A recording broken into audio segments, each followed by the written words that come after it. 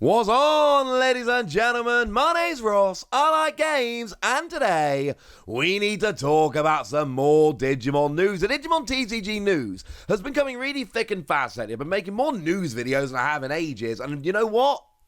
Yes, I am all in favour of this, ladies and gentlemen. This looks awesome, and I am very excited. We've had the official reveal, kind of, for Starter Deck 14. Yay. And also, we've had news of a tournament linked to that, which sounds awesome. And we've had some new promos, which look amazing as well. So we've got some lovely stuff to talk about. But I think we need to start off having a look at Starter Deck 14. Now, I told you the other day that we had learned this was going to be the Beelzemon Starter Deck, which is rather lovely. Well, now we've got some more information about it. It is now confirmed to be coming in October of this year. It is Starter Deck 14, it is purple, it does feature Beelzemon. This all makes perfect sense. And we have been given just some points about this, and some of them are very, very interesting. For instance, point 3, and they've done this in Pokemon, and I'm not sure how I feel about it, but point 3 here basically says there are going to be special cards, and very rarely, there is going to be a special chase card in the deck. I.e., even buying the deck, you can go and get yourself some chase cards. Now, they actually did this with Pokemon a little while ago. So there were two decks, and they were Gengar and Inteleon for anyone that follows Pokemon. And now we don't actually know the exact rate. It was something like 1 in 12-ish. You would actually get them, and they would have an alternate art card of the VMAX. I'm using Japanese decks because they were Japanese decks, but I am using English versions of the cards here just because I've got nice clear scans of them to hand. But it was the Japanese versions were only available in these decks, and the pull rate, like it says, something like 1 in 12. So it wasn't hideously low, but it was low enough. And they never reprinted those cards anywhere else. Now, I use this as an example, alright? I can't tell you that Digimon are going to follow Pokemon. They probably won't. Why would they? But this is a nice example of the kind of thing we're talking about. There are special cards which are included of a very low pull rate, or one special card, within these decks, which is kind of interesting. Point 4 there does also say that essentially there are other reprint cards you can use to strengthen your deck. Colours other than purple. I believe these are outside the main deck, but there are 9 types, 10 cards in total, that are actually other strong cards that you can use to strengthen your deck. And it also does tell us, I believe, all of the cards in the deck are actually foil. So they're all nice and lovely and shiny. Oh, and also many Digimon who are popular and strong will be included. That's point 2. So basically you've got foil cards, strong cards, rare cards, and other cards from other colours. It's all shaping up to sound very, very cool and very, very nice. I've seen some people compare this to Starter Deck 11 already, and I think we need to shut that down. Because you see, Starter Deck 11 was a budget price starter deck. It was like 500 yen. It was super cheap. And it only had reprints. And it had no foil cards in. Even like the super rare War Greymon reprint was just a regular non-foil card. And it came with a cool deck box. This isn't a budget deck. It doesn't come with a deck box. It's all foil rather than no foil. So don't compare this to Starter Deck 11. It is not. Now, we do have a little bit of information here, although it is a little bit sparse. I'm sorry. But it's a 3,000 yen starter deck. To put that in perspective, Starter Deck 11 was 550, the first ones were 990, and the most recent ones, if we look at like Starter Decks 12 and 13, they're not out here yet, but they will be in the not too distant future, they retailed for 1650.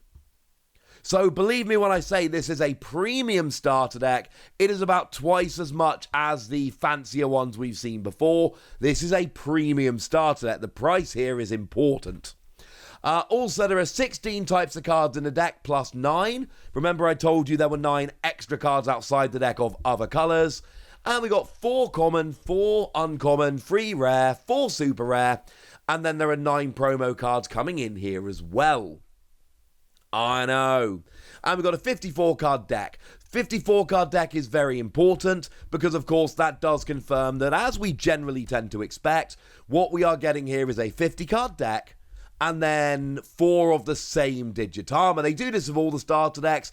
It's not particularly new, but it is nice to know we are getting the Digitama. You will also notice there we are also getting sleeves. 60 sleeves.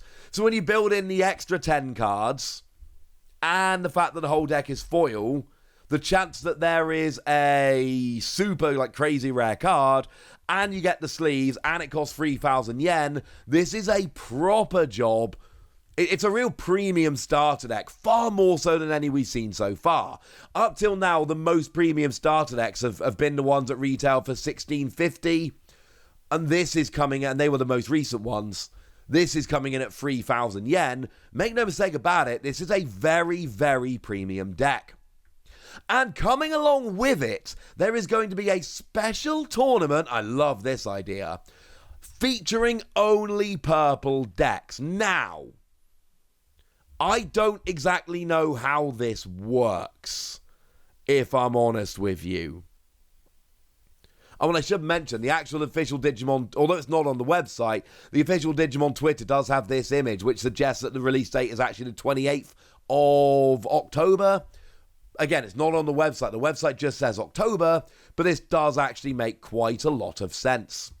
But anyway, coming along with that, there is a special tournament where you can only use purple decks. Now, I've seen a lot of people trying to predict what this is going to mean, and I do worry that people are slightly overcomplicating this. It says only purple decks. So don't think about decks with purple cards in.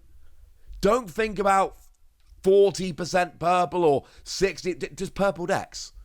Your cards have to be purple. Boom. There we go. Now, I don't know that. That's not been announced, but come on. It says it's a colour bound. You can only use purple cards. So assume you have to use only purple cards. There we go. Sorted. And I don't think it's really any more complicated than that. So now you've got to try and figure out what it is that other purple decks are doing and thinking about, you're going to be able to metagame a lot more because there's only so many decks you can make just with purple. And I think this sounds very fun indeed. But we've also had news today, or this week at least, of an anniversary set, a 20th anniversary set, which has gone and been revealed for over in Japan. And this one, again, looks very cool. These are alternate art promos that we haven't had yet. But do remember, as always, these alternate art promos always end up coming round to us in some way or other. So don't imagine for a second we're not going to get these. Somehow or other, they're going to find their way to us. And essentially what you get here is a playmat, which is awesome. It's one of the best we've seen. 50 sleeves and 5 Digitama sleeves. A storage box.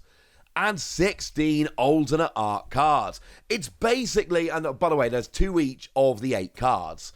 So, it looks like the Tamer's Evolution boxes, right? So it's going to be released. It's probably going to be on Premium Bandai in the US at some point, and then it's going to be released in card shops over here.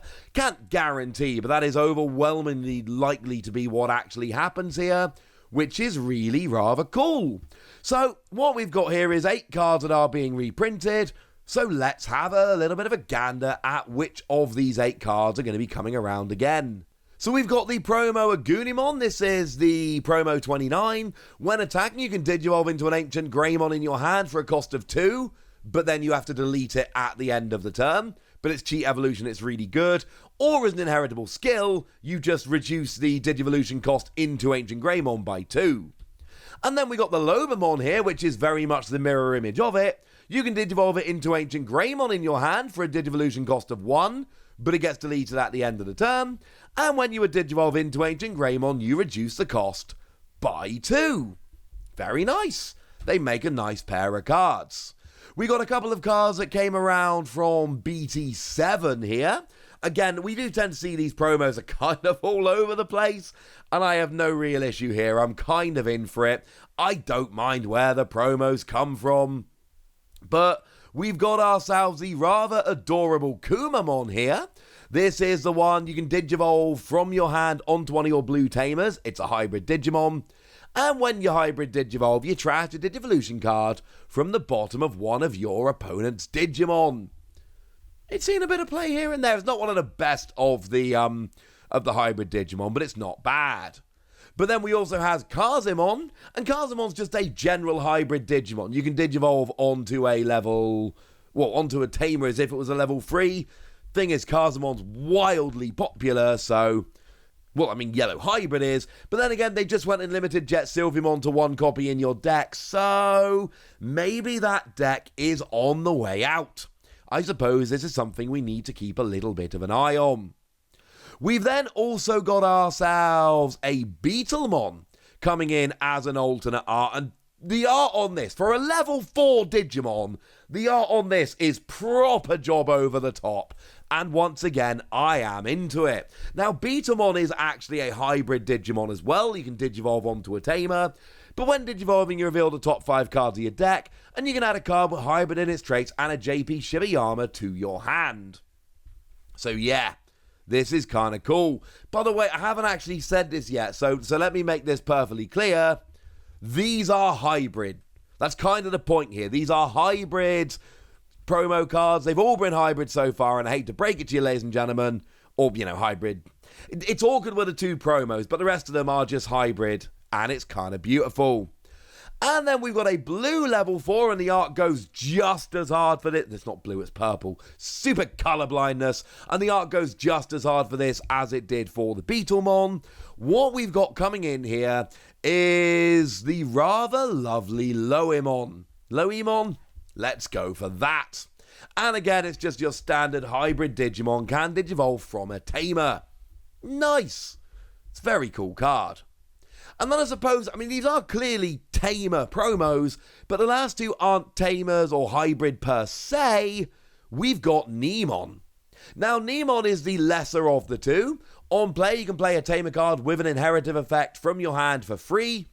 And on all turns, once per turn, when one of your Digimon with a tamer card in its Digivolution cards is deleted, you can play a tamer from your trash without paying.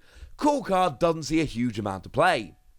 Unlike Pokemon, which sees a ridiculous amount of play, because when you play it, you reveal the top 5 cards of your deck, add a card with hybrid in its form or 10 warriors in its type, and a tamer to your hand, and on your turn, once per turn, when a tamer Digivolves, you gain 2 memory. It is clearly ridiculous, and in these hybrid decks, it sees a bunch of play.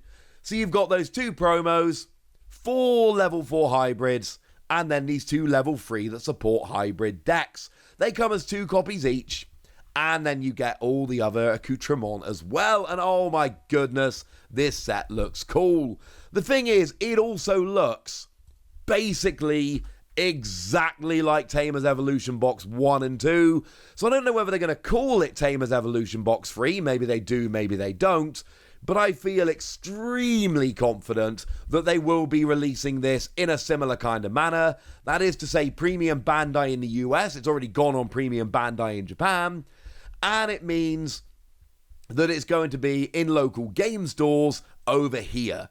By over here, I mean Europe. In Europe, we're going to get it in local game stores. And that's rather lovely. So there we go, ladies and gentlemen. I think this is pretty gosh darn big news. This starter deck sounds absolutely amazing. And I am completely in for it. I tend to pick up Japanese starter decks anyway. But you're giving me a chance of a super rare Japanese card. I don't need any more than that. That is enough. I will buy that in a heartbeat. But also, we've got these new promos, this new set for the anniversary, and that sounds pretty gosh darned awesome as well. Basically, everything I've shown you in this video, I am very excited about, and if I may be so bold as to suggest, you should be too. But now I want to hear what you think about all of this, so let me know in the comment section. Go nuts! Be nice! And then make sure you like this video, subscribe to this channel, follow me on Twitter at TheWasi. That's where we talk about Digimon and a bunch of other card games. And please do consider checking out patreon.com/PTCGradio, where you can support the channel, get some bonus podcasts, and all kinds of fun things. But by far, the most important thing as always, look after yourselves till next time, would ya? Thank you very much for watching. My name's Ross, and you've been watching What's he plays?